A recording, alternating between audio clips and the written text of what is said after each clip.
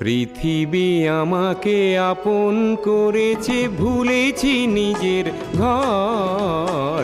আমি এক যাযাবর, আমি এক যাযাবর।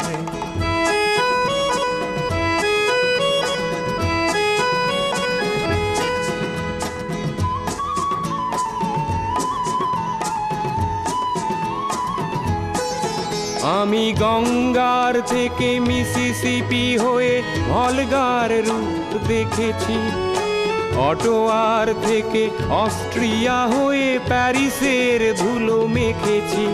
আমি ইলোরার থেকে রং নিয়ে দূরে শিকাগো শহরে দিয়েছি। গালিবের শের তাশখন্দের মিনারে বসে শুনেছি। মার্ক টুয়েনের সমাধিতে বসে গোর্কির কথা